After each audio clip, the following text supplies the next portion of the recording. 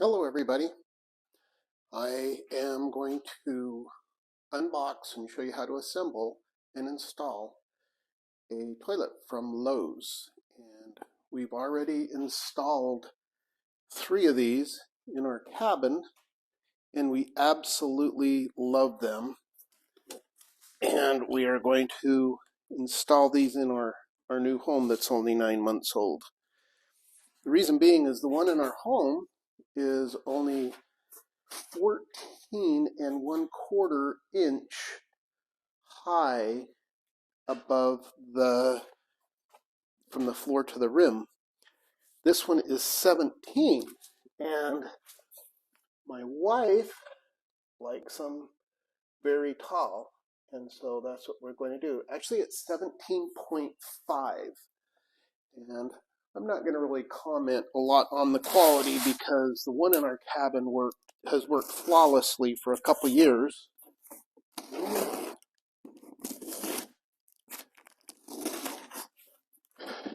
And my wife also doesn't like those dual flush ones that you flush on the top. They tend to have problems, so we're only going to use the traditional ones with a handle. This one comes with the necessary requirements. This is the wax ring. Everyone has seen a wax ring before. There are many different types of wax rings. There are some that are made out of foam, some that are super tall, some that are guaranteed not to leak, all that sort of thing. But I found that because our home is on a slab and there's no wood beneath the toilet, the wax ring does absolutely fine. This is the gasket in between the tank and the toilet bowl itself.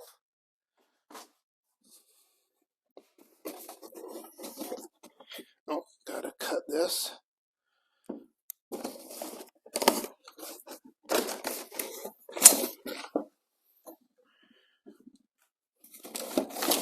Okay, and this is obviously the tank. And this is the kind my wife likes, with this flusher here.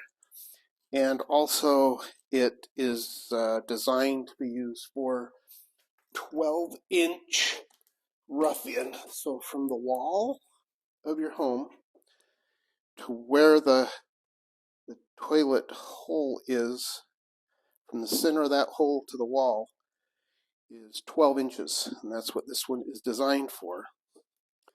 If you're building a home and you have a problem where maybe there's a floor truss in the way or something like that, or the plumber accidentally puts it too close to the wall, they have tanks that will handle 10 inches, so you can get a 10-inch tank if you want. But ours are all standard here. This one comes with the toilet seat, and we really like these toilet seats here. They're not the slow closing, but they're very good quality. And before long, we will be replacing it with the slow close, because that's what my wife likes. And I like too. It's not just my wife and I. And here, obviously, is the tank top, the lid for the tank. I'm going to keep that in the box because I don't want to break that. And then here is the toilet bowl. Oh, it's very heavy. We decided to get the white because that's what our house has, and this is the 1.28 gallons or 4.8 liters per flush, which meets the code. So I don't like putting the tank on right now because it just adds a lot of weight. So what I like doing is putting the toilet bowl on, and then after we have it attached, which I will show you, then I like putting the tank on. It's just a little bit easier. So we will go inside and start working on that, and I'll show you. First of all, I want to turn the water off.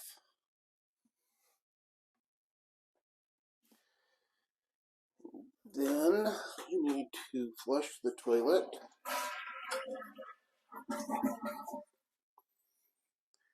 And I will show you the next step.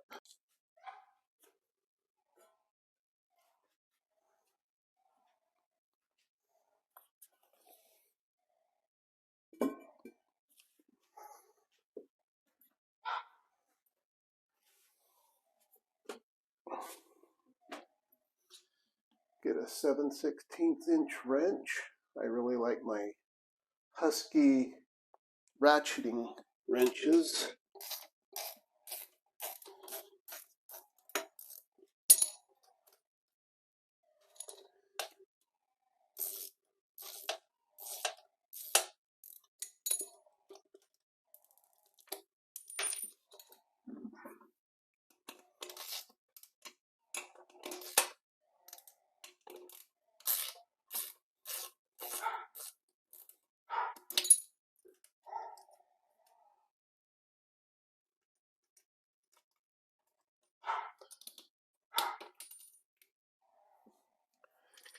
And I'm going to get a cup, and I'm going to take the water out of the tank.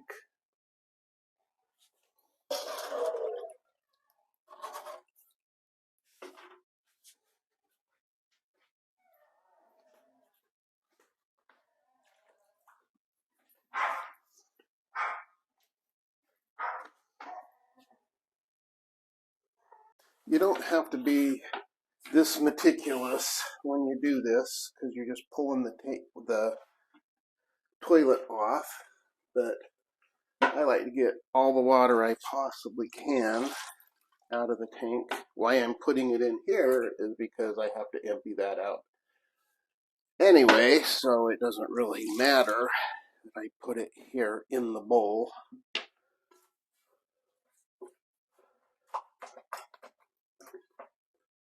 I just like it so it drips the very least. And also,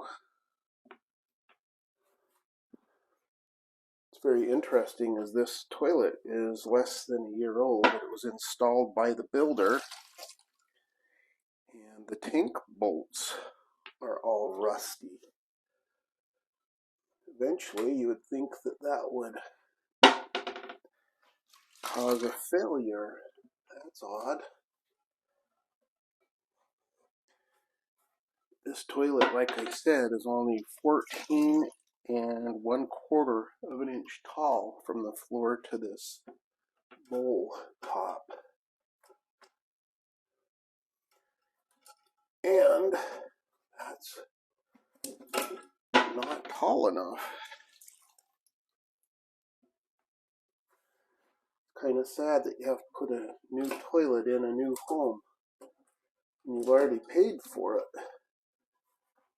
I don't know exactly what we paid for it because it's all included in the price, but I will bet it wasn't cheap. That's all I can say.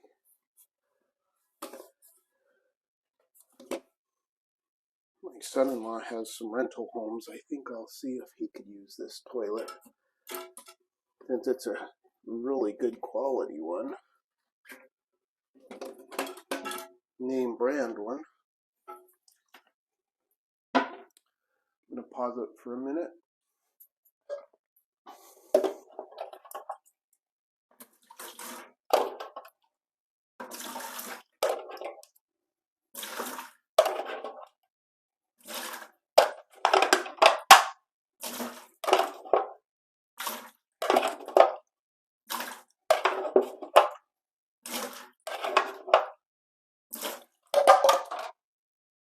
Okay, I have a pro tip and a question, and I'll give you the answer to it. The reason why you don't need a P-trap underneath a toilet is because there's one built into the toilet. So under a sink here, obviously, you need a P-trap. And what that does is the water level, as you probably already know, blocks the sewer gas from coming out. But underneath the toilet, you don't need one because the toilet has a built-in P-trap right here. So when you do the rough plumbing, you don't need a P-trap. That's a pro tip.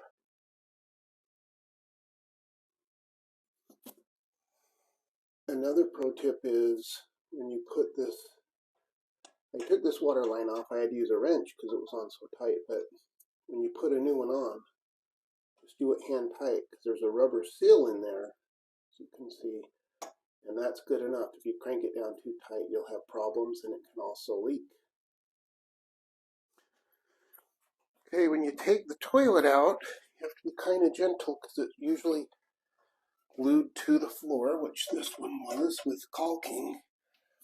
And also, you can take the tank off, but I usually just carry them out whole. And I know I said earlier I like to put them on with the tank off, but that's because you have to take a lot of finesse to center it on the wax ring. Here's a big pro tip. People always tell you put the rag in the drain, which is what you should do. However, I have put many toilets in, and there's been a couple times when I have left the rag in there and I had to go fish for it. So leave a big tail on the end of your rag. That's a pro tip and trick. So you won't accidentally put the toilet on and leave the rag in there. Now I'm just going to scrape this caulking off the tile floor. I won't bore you with that. I'll pause it. You've all done that before, I'm sure.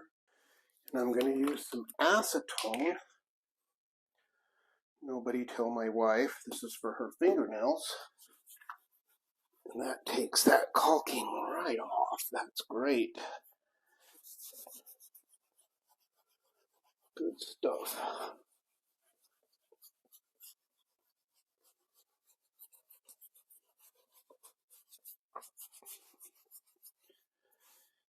Okay, in case some of you were asking, can I reuse that wax ring because it's so new and such in good shape?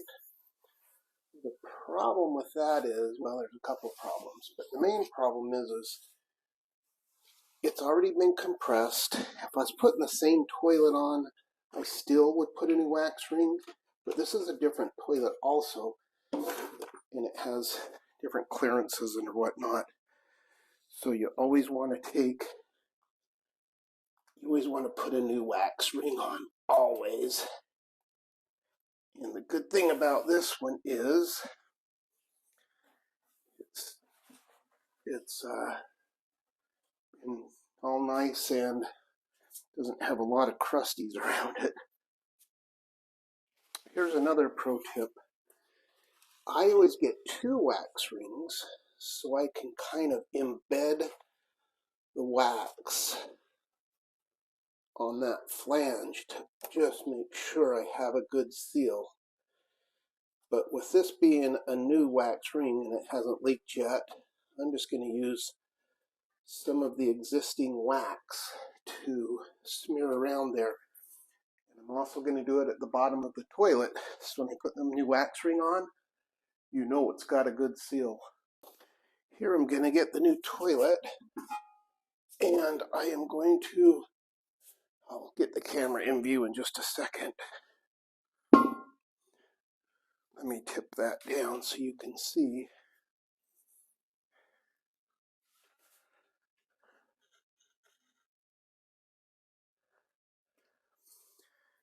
And I know there's a little bit of controversy. Do you put the wax ring on the toilet bowl first, or do you put it on the floor first?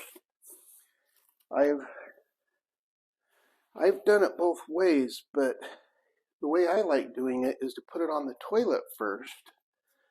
Of course, first of all, you want to buy 2 wax rings, or like I said, I'm using this existing one because it's brand new and it doesn't have any odor to it or anything like that. But if I get some of this wax and embed it in the rough porcelain here, when I put the wax ring on, it will stick really well and make a really good seal. Here's the wax ring that came with the toilet.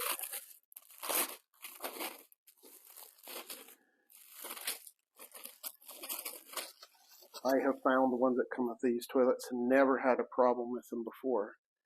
And as you can see, it's going to make a really good bond to the hole. And you just want to make sure that is centered. And it might fall off if you don't embed it first with wax. Now, with this tail on the rag, I know I have to take that off. That might sound stupid, but I've done it before. Then I slowly look at the bolts. Can't see that one. Where did that one go? It's over there. There we go. And you can feel it kind of press the wax in, which is really good. And I always put a level on here. Looks like front has to go down. So I get my shims and put them under there. Put them under there. Doesn't rock.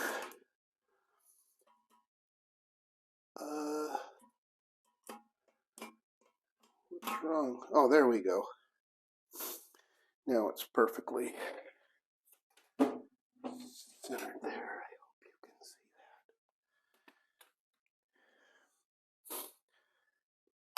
that. Does it have to be perfectly centered? Level? I mean, I actually doubt it, but we don't want to take that chance.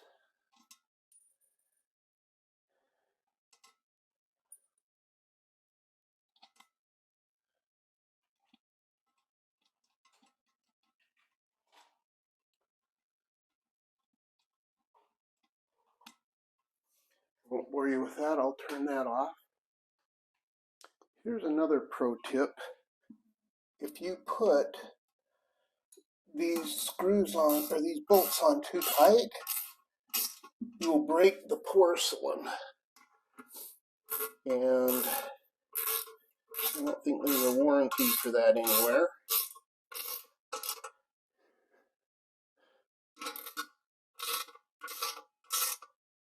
So you just get them kind of snug, and that's all. And I will go to the next step here in a minute. Okay, the next step is to put the tank on. And I notice they've started putting these plastic nuts on here, which are good because, again, if you over tighten these, it'll break the porcelain. Here's the seal, the tank to bowl seal. Put that on there, and the water supply always is on this side, which makes it good.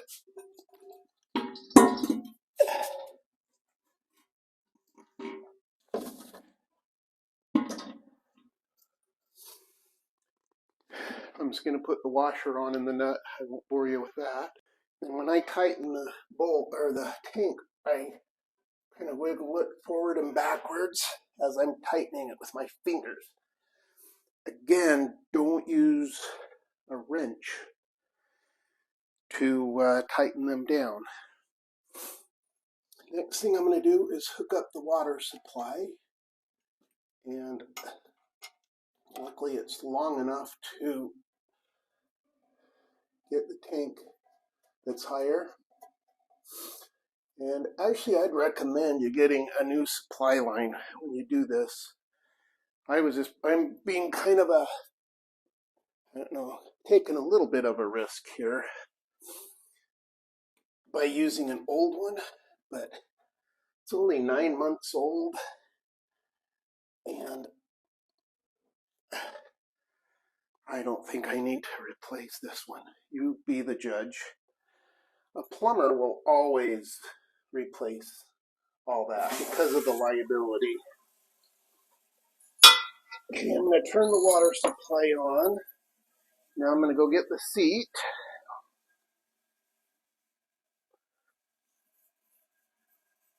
You've heard that story that if you build a better mousetrap, you'll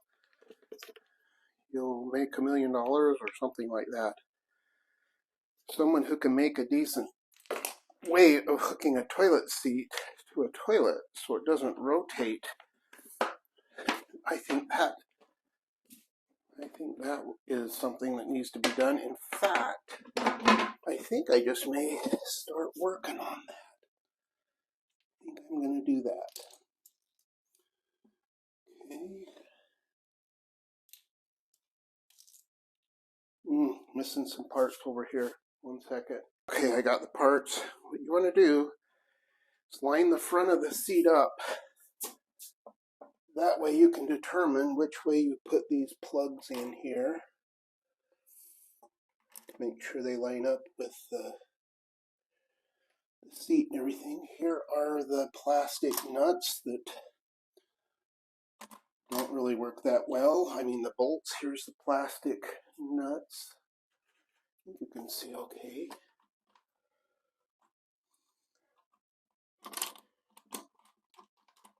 What I've done in the past is I put some caulking, wrong nuts.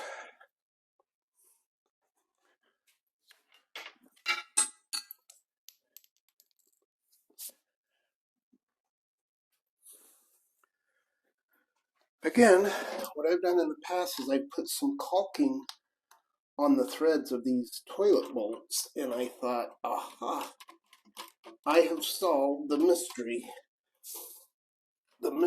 of making a toilet seat not move back and forth. And it does prevent the bolt from backing out of the nut, but to be honest with you, it still moves. So I've stopped putting the caulking on the threads. But feel free to try that. That could be another pro tip.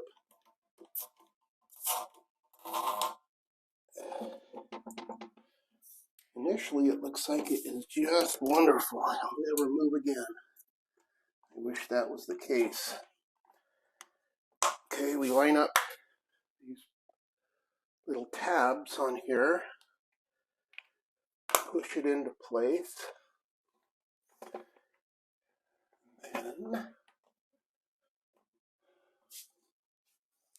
I am going to go get the tank lid. Okay, most toilets will have a water line, how high the water needs to come in the toilet tank. This one doesn't have one. So what we're going to do is just flush it to see if it works good.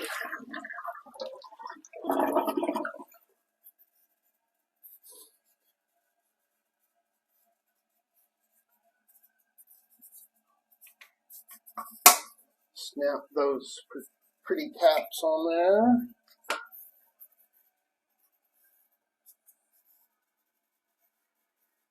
Looks like it's just perfect.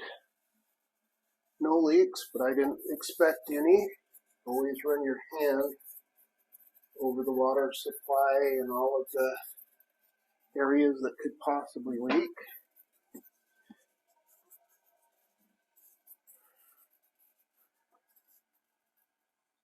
Beautiful. Looks like there's a little sticker here. Beautiful. Okay, I'm going to caulk around the toilet here, but I'm not going to show that to you because you have probably seen me and other people.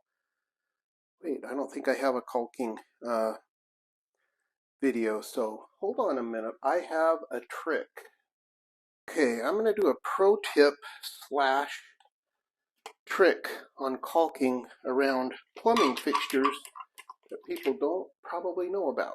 Okay, first of all, when you do painting caulking like around trim, you just barely cut that end off, just barely. For a toilet, you cut off a little bit more. I'll show you why. Okay, everyone thinks, oh, you got to use this poker wherever it is. Oh, there's a poker on here. Oh, it's right here. It's embedded. Everyone thinks, oh, you got to use that poker to puncture. No, not for plastic tubes. So anyway, what you do is you caulk around here and be kind of generous. And you don't really have to be perfect. I'll show you why in just a minute.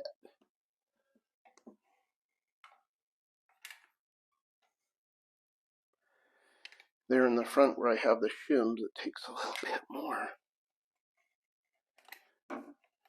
Okay, then you simply get your finger, as you probably always would, and you go around it. And I need something to wipe my finger off with. And I'm pressing that underneath this toilet bowl. And I know what you're thinking. Dean, I can caulk better than you. Well, you probably can, but I'll show you in just a minute the trick I learned probably 40 years ago by a plumber friend of mine who's now in another state, probably filthy rich while I'm doing YouTube videos for free. You get a rag and you go over it with a rag. I know there are videos where you can just get your finger wet and or spray it. But here's the difference. You want to rinse this out a lot. And then you keep going around with this.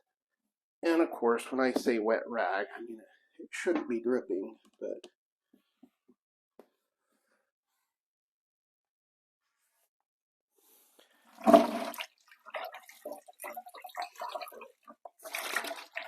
now, I should have used some gray caulking to match my tile grout, but I don't have any.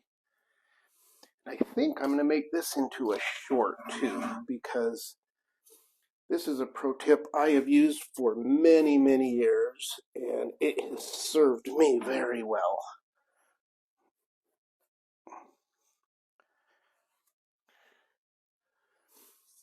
If I didn't have to ooze the caulking underneath the toilet, I may have been able to just get away with putting a lesser amount on and using my finger. But like I said, I want this to go clear underneath that bowl, and that's exactly what it's doing. I got maybe a little bit too much water in that last one. Wring it out good. and just go over it a few times until it looks how you want it to look. And again, in a perfect world, I would have had some gray grout. Gray caulking, but all I had is one new tube of white.